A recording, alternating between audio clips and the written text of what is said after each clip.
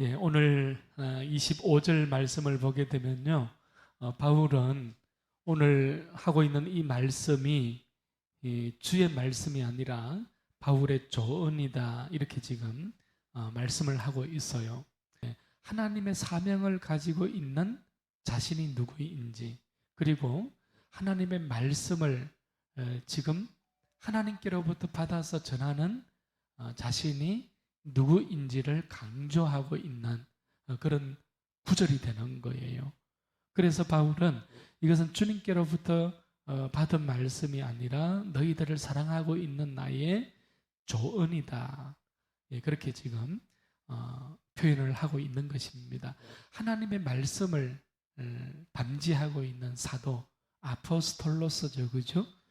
그러니까 자신이 어떤 존재인가, 너희들과 나와의 사이에 어떤 관계성 속에 놓여 있는가, 이것을 지금 바울이 강조하고 있는 그런 구절이 오늘 25절 말씀이 되고 있는 것입니다.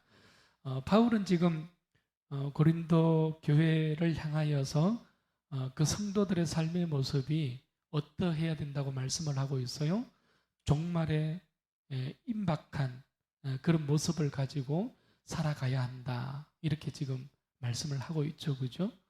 여기서 이 종말에 임박한 시간이라는 것은요, 두 가지로 해석을 할 수가 있습니다. 한 가지는 예수님의 재림의 때를 얘기하겠죠. 그죠? 예수님께서 마지막 심판의 때에 이르는 다시 오시는 그 재림의 때, 그때를 임박한 종말이라고 얘기할 수 있을 거예요. 그리고 또 한 가지는 환란이죠, 그죠? 환란의 때를 임박한 종말이라고 지금 바울은 우리에게 말씀을 해주고 있습니다. 우리는 이 임박한 종말에 대해서 오늘 어떻게 살아가야 하는가, 성도가 어떤 삶의 자리에 서 있어야 하는가, 이런 초점을 가지고 오늘 말씀을 들으려고 합니다. 여러분, 지난번 제가 말씀을 드렸는데 기억이 나실지 모르겠어요. 이 성도의 삶의 자리는 already, not yet. 기억하십니까? 이미, 그러나 아직이라는 거였죠. 그죠? 예. 우리는 이미 예수님을 영접하였고, 우리는 이미 하나님의 자녀가 되었어요. 우리는 이미 구원받은 하나님의 백성으로서 성도의 삶을 살아가고 있어요. 그러나 아직 어떻다는 거예요.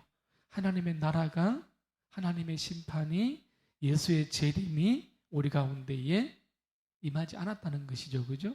보네퍼 목사님은요, 하나님 없이 하나님 앞에 이렇게 표현을 했어요.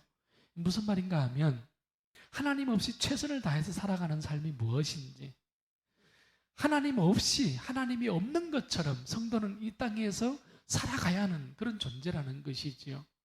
아침에 눈을 뜨고 밤에 눈을 감을 때에 마치 하나님이 없는 것처럼 치열한 그 삶의 자리로 부름을 받은 존재가 바로 성도라는 것입니다.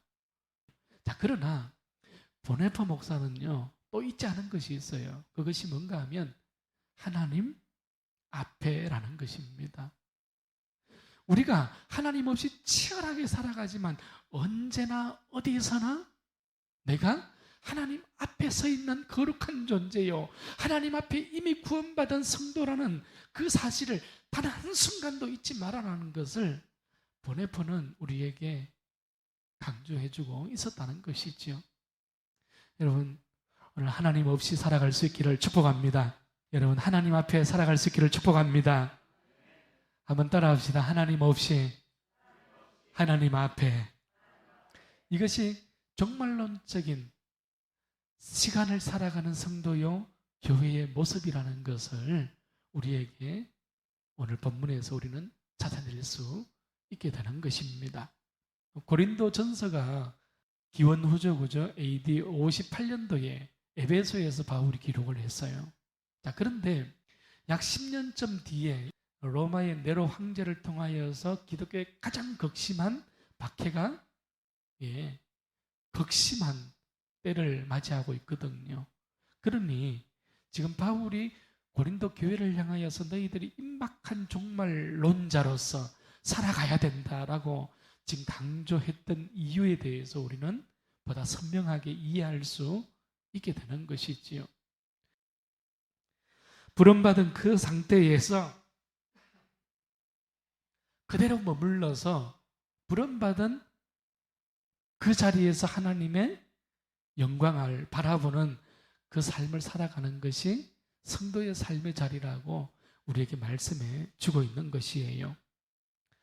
자, 바울은 이제 마지막 날이 얼마 남지 않았다는 종말 의식을 가지고 살아갈 것을 우리에게 말씀해 주고 있습니다. 자, 그러면서 한 가지 더 짚고 넘어가야 될 게 있네요. 25절 말씀에 보게 되면 바울이 지금 뭐라고 말씀하고 있어요?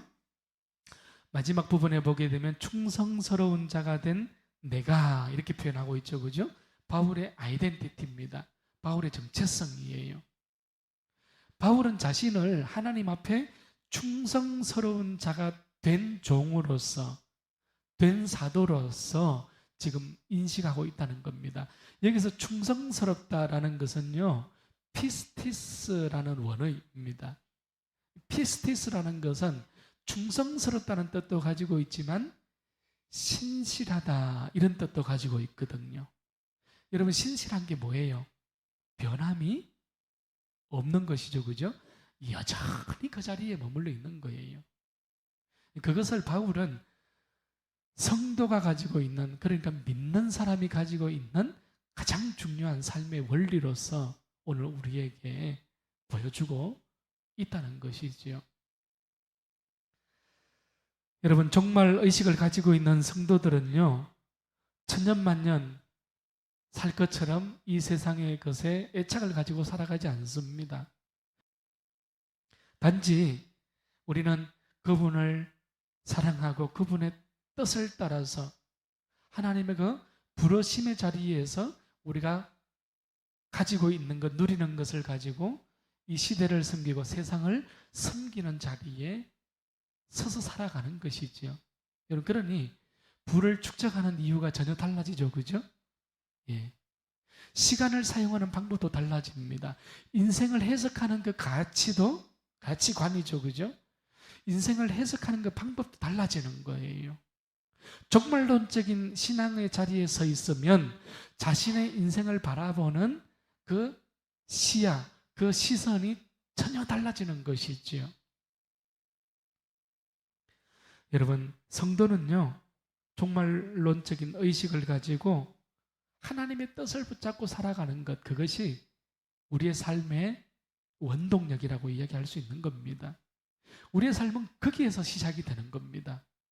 내가 어떤 환경에 처해 있고, 내가 어떤 상황에 처해 있고, 내가 얼마나 가졌느냐에서 우리의 인생이 시작되어지는 것이 아니라 내가 누구인가? 예. 사도 바울은 오늘 25절 말씀에서 나는 충성스러운 자다. 예. 여기로부터 종말론적인 성도의 정체성, 성도의 인생에 대한 해석이 시작되고 있다는 것이죠. 이 하나의 초점을 가지고 바울은 자신의 인생의 또 자신의 삶의 발걸음을 전혀 새롭게 해석하고 있다는 것을 우리는 잊지 말아야 하는 것입니다. 그래서 바울은 어땠습니까? 예수님을 만난 이후에 자신의 모든 에너지, 자신의 모든 물질, 자신의 모든 그 시간을 어떻게 했어요?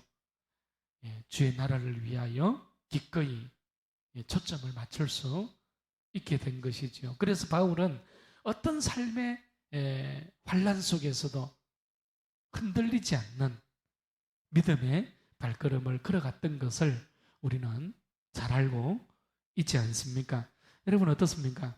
본질을 붙잡으면 혼란스러운 상황들 속에서도 흔들리지 않을 수 있게 되는 거예요. 여러분, 우리가 왜 살아가면서 흔들립니까? 본질을 놓쳤기 때문에 흔들리는 거예요. 우리가 살아가면서 넘어지고 흔들리고 요동치고, 여러분, 이 모든 것들이 본질이 흔들리면 다 흔들리는 것이잖아요.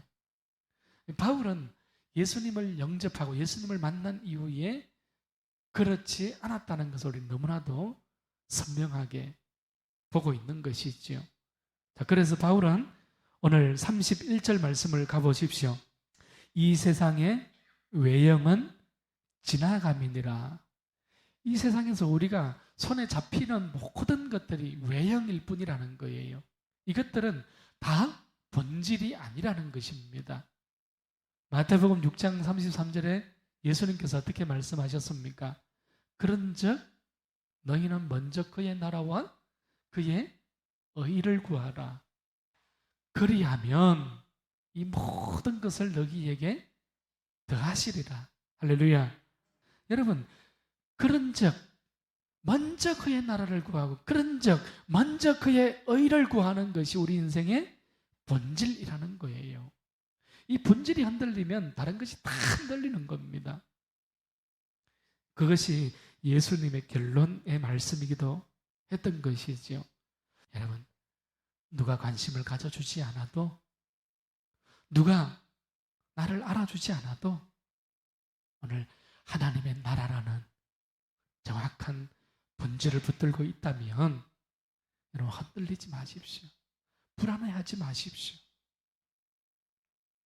여러분, 믿음의 사람들은 그 모든 것들 가운데서 어떻게 밸런스를 가져야 할지, 어떻게 균형을 잡고 살아가야 할지를 정확하게 아는 존재이거든요.